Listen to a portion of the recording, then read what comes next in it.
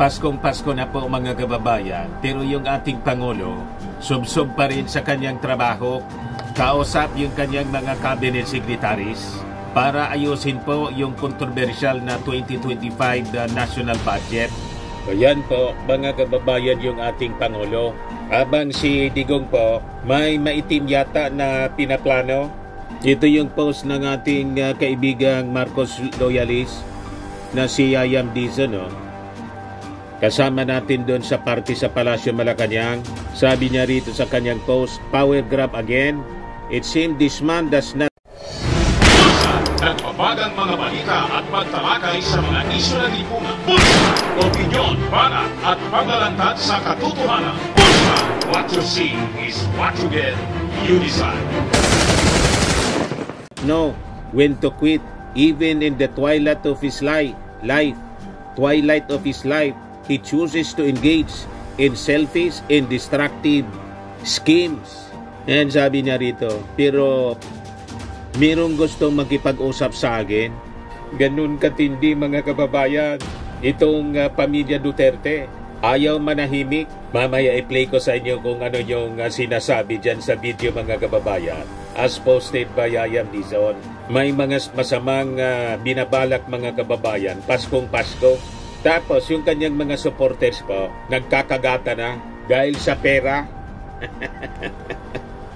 Nagpa-fundraising kasi sila mga kababayan para i-support yung people power nila na wala man pong may kayat na mga tao. Ayun, kumita sila doon. Nag-away-away. Sabi ko sa inyo. Pero itong mga DDS vloggers mga kababayan at mga supporters po, kaming mga supporters ng ating Pangulong Bongbong ang inaakusahan na mga bayad daw. Mga bayaran. Yan sabi ko sa inyo. Tama yung kasabihan dito sa amin sa Bicol. Ang matinao, maginibo. Ang mainakusa ay siyang may gawain mga kababayan. Kaya kami po, hindi namin pinapatulan ang kanilang mga akusasyon kasi alam namin sila yung bayaran. Kami ini-enjoy namin ang aming pagsuporta sa ating Pangulong Bongbong kasi maganda naman po yung kanyang mga ginagawa. Di ba? Di inggit naman po sila kasi in-invite kami ni Mrs. Kami lang po yung taga dito sa Albay from Legazpi City. May isang taga Naga si Benji Contreras. So dalawa lang kami po from Bicol. Piling-pili po yung iniimbita sa Palasyo Malacanang para makasama yung ating Pangulo at si First Lady at iba pang mga opisyal. Kasama yung mga Marcos supporters. O di ba? Sa panahon ng Pasko. But before that mga kababayan, before ko ibigay sa inyo yung mga balitang yan, click subscribe muna dito sa ating YouTube channel and hit the notification bell para lagi po kayong updated sa mga kaganapan dito sa ating bansa. Like and share na rin po ninyo ng ating video. At huwag na rin po ninyo na skip yung ating mga commercial ads para tuloy-tuloy lang ang pag-unlad ng Bagong Pilipinas. So balikan natin mga kababayan yung ating kwento. Sub-sub po sa trabaho yung ating Pangulong Bongbong Marcos.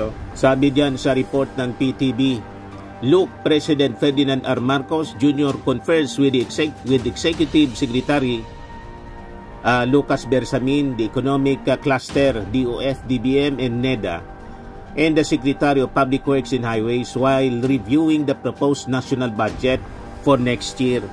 President Marcos Jr. hopes to act on the measure before the year ends. Kita ninyo kung gaano mga kababayan kasipag yung ating Pangulo. Wala siyang sinasayang na oras po. Ganon ang ating Pangulong Bongbong. Sumakit yung ulo po ni Balisaka. Hindi. Si Bunuan yata to. Yung Public Works Secretary. Tama, si Bunuan. Sabi dyan, no talks of reenacted budget as BBM Cabinet Com 2025 spending bill. So, ini-examine nila mga kababayan yung 6.3 trillion 2025 national budget. Sa kabilang dako naman po, busy rin sa masasamang mga adhikain, masasamang plano si Digong. Walang Pasko-Pasko sa kanila, mga kababayan. Lahat kasamaan, mga kababayan, ang nasa isipan nila po. Pero hindi man sila magtatagumpay kasi pag ganito po na mga sige plano at may mga naglilik na mga videos, malamang propaganda man lang po. Kasi ang kudita po, it is a surprise. Click subscribe muna dito sa ating YouTube channel and hit the notification bell para lagi po kayong updated sa mga kaganapan dito sa ating bansa. Like and share na rin po ninyo ang ating video. At huwag na rin po ninyo na skip yung ating mga commercial ads para tuloy-tuloy lang ang pag-unlad ng Bagong Pilipinas. Sa mga nagana po ng malinis and spacious fitness gym, pumunta lang po kayo sa aming Colossal Fitness Gym. We also offer Grab Car Rental with our brand new 2023 model ng Toyota Innova. We also accept booking for those who are planning to travel via PAL, Cebu Pacific, and other airline companies, local and international, and bills payment for Meralco Bills, Aleco Bills, PLDT, etc.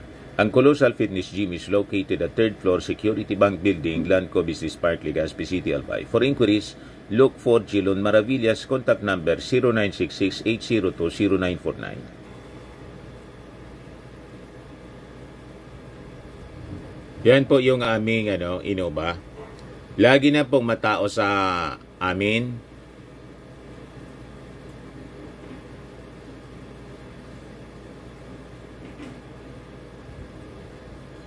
Yan po mga bagong clients namin. Napakaganda at colorful at napakalinis ng aming gym po. Pati mga foreigners po pumupunta sa amin, mga British tourist po sila dito sa Legazpi. Na-set up na rin po yung aming mga brand new gym equipment.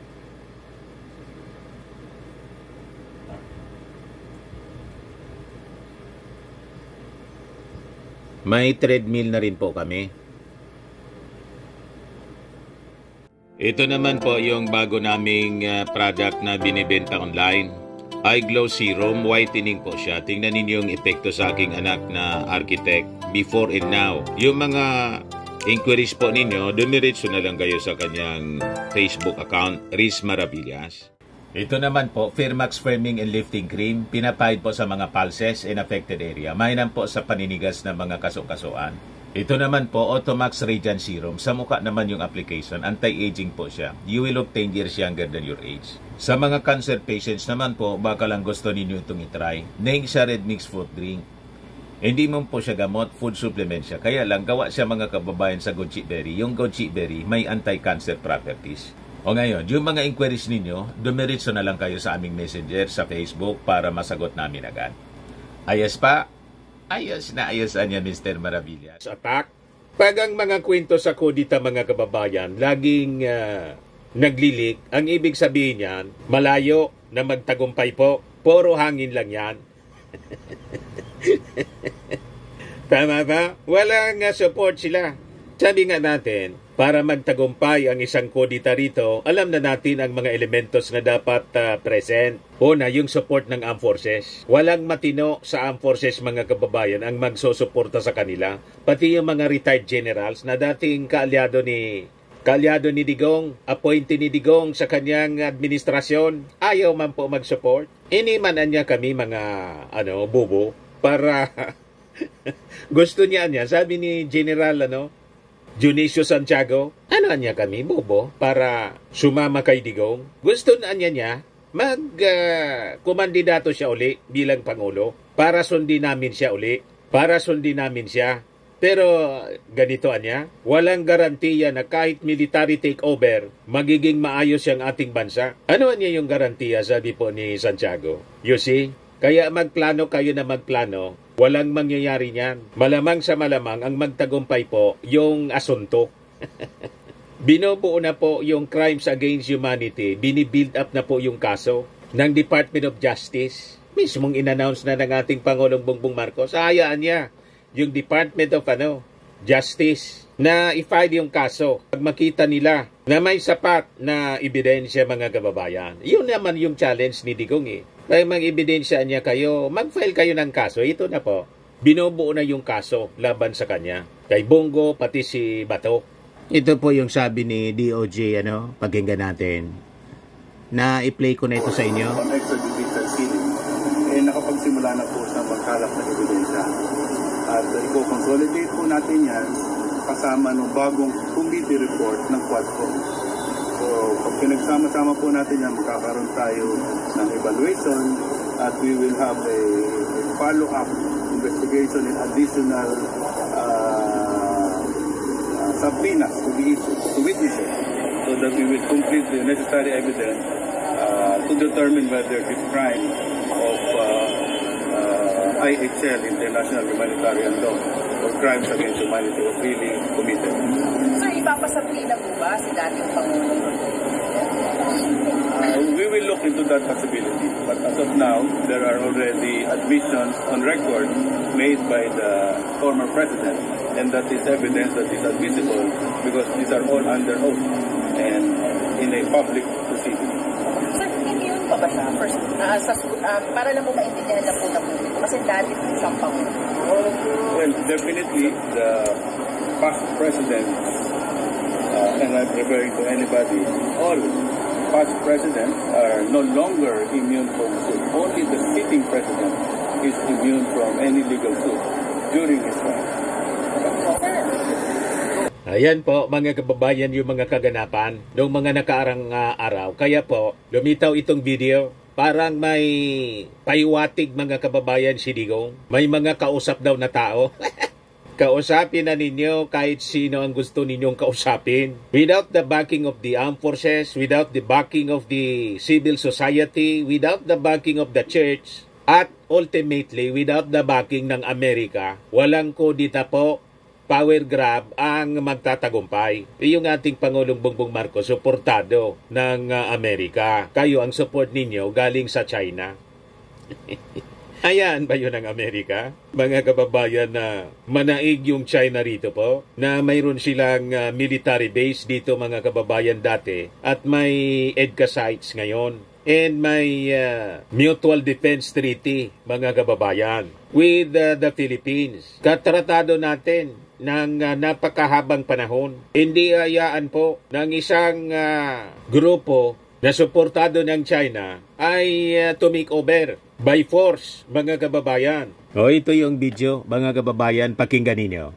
Pero dahil mag-istorya na ako, presidente ko. Presidente pa daw siya.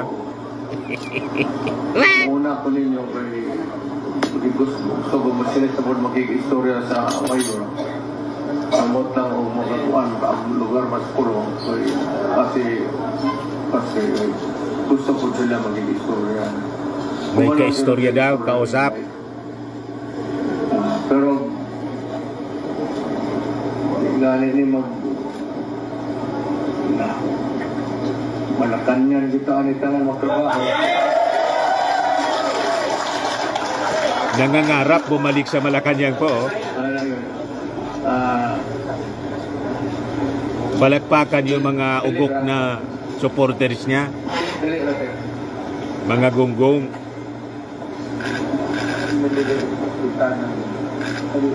May usap-usap muna sila. Si Basti yata si Pulong. Katalikod kasi.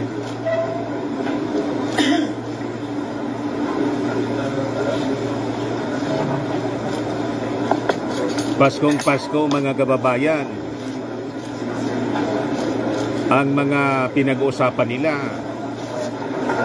mga masasama. Masasamang plano. Akong tiyak.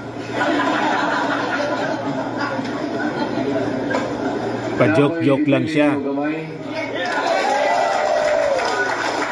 Dili manida ko, dili kapalit og balay. Pero pangita mo sa akasya, pangita mo siyabo. Hinay mo git-git. Mahon ka mo pagpatay. Grabe mga kababayan ang mga joke-joke niya. Yung tungkol sa Shabu, yung kaso niya mga kababayan na binubuo ngayon ng DOJ, yung crimes against humanity, may relasyon ito sa war on drugs. At yung recommendation na kaso naman ng Quadcom, may relasyon sa involvement nila sa droga. Pero yung mga statements niya, mga joke-joke tungkol sa shabu, tawa na naman yung kanyang mga supporters po. Palakpakan pa. Nalagi, kuha na nila. Muna akong gamay lang ko, may una na ko yung trabaho eh. Pinagod na tuloy na. Kaya apil na sa akong, actually apil na sa akong retirement ko. Ako lang ikuha para kanipang shabu lang eh. Hindi mo magdugay kaya ito na po itong kaistorya. Hindi kayo mas importante sila kaysa inyo. Kung laing panahon, mas importante mo. Hindi sila. Pero sa ang sitwasyon karon, mas importante sila na istorya na mo. Nakasabot mo ang sana.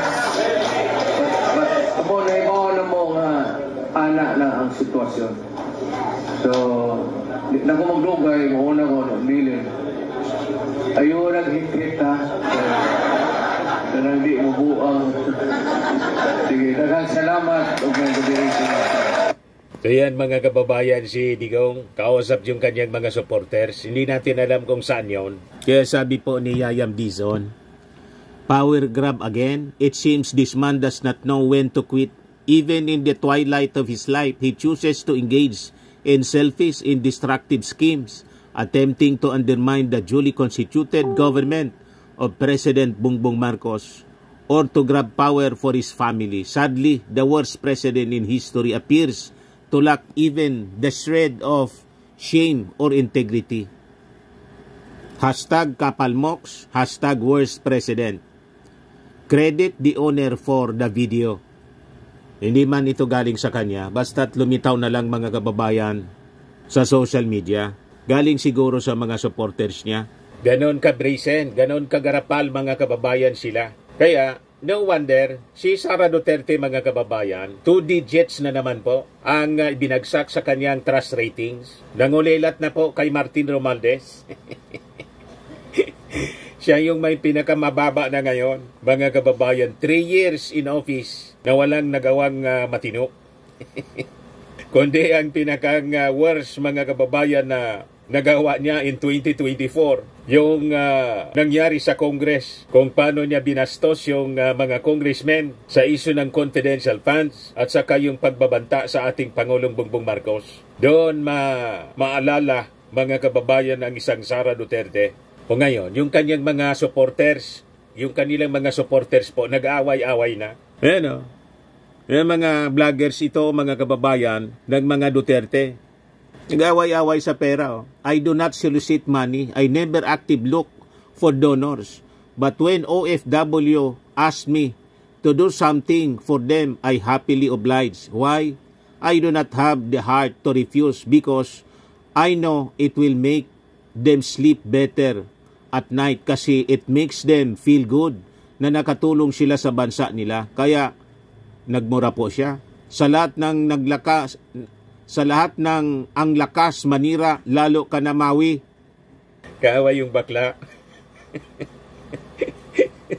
Tapos yung isa pang bakla, si P-Balls, mga kababayan, na sabi, bumalik na ng suporta sa Marcos. Pero wala man po doon sa, wala man doon sa aming party, sa Palasyo Malacanang. Kaya, hindi man totoo na bumalik sila. o tinanggap muli. Kami man lang po yung nandoon. O, diba? Sabi pa niya, I think I received around 35 to 40,000 for EDSA Vigil. If there is any donor who wishes to get their money back, I'm okay in returning it. Just give me the proof of transfer. I can transfer immediately. Anyways, here is the breakdown of expenses. I will attach pictures on this post tomorrow. Tinatamad na lang ako bumaba ng bahay. Ayan po yung pera na natanggap, mga kababayan. O, ito pa, yung post 10 hours ago. Maui Spencer had continuously divided DDS forcing narrative like, if you are not with us, you are against us. Divide and conquer strategy. Pero di niya ginagawa yan upfront.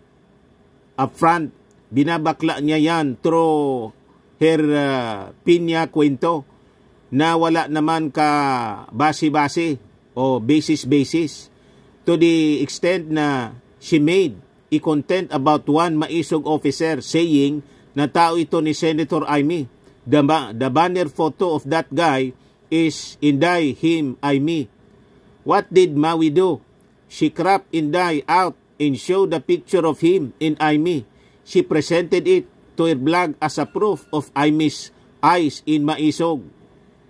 The guy is De Los Santos Verdel, a loyal foot soldier of Cabsec, June Ivasco. Nagkagata na po yung mga ulupong. Lahat kasi sila mga ahas. Kaya siyempre ang mga ahas po, nagkakagatan yung mga personalities na nabanggit po nila. Hindi man natin kilala kung sino-sino to. Hindi man tayo interesado kasing kilala nitong mga ulupong. Buti nga sa inyo. Mag-away-away kayo sa kwarta. Pagkatapos, kami yung inaakusa na mga Malacanang vlogger sa niya, mga bayaran ni Lisa Tanas. Ni PBBM. Jackpotan niya lagi. Yung mag-asawa niyang Maravillas na imbita, siguradong paldo-paldo na niya yung bulsa at pumunta pang Baguio City para magbakasyon. Ganon ang kanilang narrative. Wala kaming paki sa inyo. Mamatay kayo sa inggit. Ba't namin kayo papatulan? Alam namin at kilala namin yung aming mga sarili. O, di ba? Kayo, magkakasama kayo pala. Hindi ninyo kilala na lahat kayo mga ahas. O ngayon, nagkakagatan kayo. O, di ba? Nagkakagatan po dahil sa pera. Ito pa, sunod-sunod yung post po ni Joey D. Vibre. Maui Spencer has collected a lot of money for FPG. And to be honest, I think FPG has contributions to the overall fight. And I had always been consistent in encouraging my followers, go join if they are around the area. Kahit nung si Peebles pa lang ang andyan at inaaway na ako ni Peebles ng pailalim, I still promote it. Importante kasi na matuto rin ang mga tao na lumabas at mag-exercise ng freedom of expression. Pero yung tatawagin mo akong female TP pero hindi mo masagot yung mga OFW, nagdidemand ng resibo sa'yo at ilang beses ka nang pinasok ng GC, ilang beses ka na pinasok sa GC tapos exit ka ng exit is really perplexing. Bakit di mo ma-explain? Ang simple explanation mo ay toxic. The group chat is called prangkahan, created by people you toyed in various situations. You cannot not even answer them straight. Ganon sila mga kababayan, mga gutom. Palibasa mga kababayan, mga alam na ninyo kung saan-saan galing yan. Mga professionals. Nung mauso yung vlogging mga kababayan, lahat naging vloggers, wala man mga experience sa journalism. Basta lang dumaldal, kaya tingnan ninyo mga kababayan ang inaabot nila. Problema. O, diba? Sa bagay, like leaders, like followers. Palaway yung kanilang leader, palaway din yung kanilang mga followers. Masiba yung leader nila, masiba din yung mga followers. Di ba? Birds of the same feather po. Flock together, syempre. Ayan pa, sabi dito, Maui Spencer is starting to vex me. The same way she is vexing a certain individual who paid for her ticket in accommodation to Hong Kong in Davao. Sabi ko na sa inyo. Lahat yan bayad. The free thinker, gusto niya malaman yung first aid natin sa gout mo nung nasa Davao tayo. If you want to share, go ahead. What an idiot. Yan post dito, Maui Spencer. Kondom na may tubig, yes? Kung ano-ano po yung mga pinagdadaldal sa post. Very unprofessional ang mga taong ito. Pag pinanood po ninyo, wala kang matututunan na matino. Lahat kabulukan, mga kababayan, ang makukuha ninyo sa kanilang mga bibig. Kung yung leader nila nag-self-destruct, si Sara Duterte, pati yung mga followers nila, nag-self-destruct na rin po. Pari-parehas po ang direksyon at pinatutunguhan, mga kababayan. Self-destruction. Deserve ninyo yan. Kami masaya lang. Party-party. Kasi Pasko naman po. Ikot-ikot. Di ba? Ganun po. Kasi yung leader namin po, hindi po mapatol sa mga negativities. Doon sa trabaho, mga kababayan. At pag Pasko, kahit simple party, tingnan ninyo yung ginawang pasasalamat ng Pangulo. Very simple yung inoffer, mga kababayan, na merienda sa amin. Dinuguan, poto, pansit, loglog, arroz kaldo. Mga lutong Pinoy, mga kababayan. Ang importante doon, yung salo-salo. At magandang samahan ng mga vloggers, mga kababayan, supporting the administration. With, of course, the Marcos supporters, mga Marcos loyalists. O di ba? Ang saya-saya po. Pinagkaguluhan nga ako po ng mga Marcos loyalists. Pa-picture-picture sa atin, mga kababayan. Dumami yung ating mga kaibigan. Di ba? Tapos may regalo sa amin. Yung ating Pangulong Bongbong. Tig-isa kami ni Mrs. Ipakita ko sa inyo sa mga susunod na araw, mga kababayan, kung ano yung Christmas gift na binigay sa amin ni Mrs. ni PBBM, tapos po ni First Lady Lisa Marcos, para lalong magulong-gulong sa inggit yung mga DDS.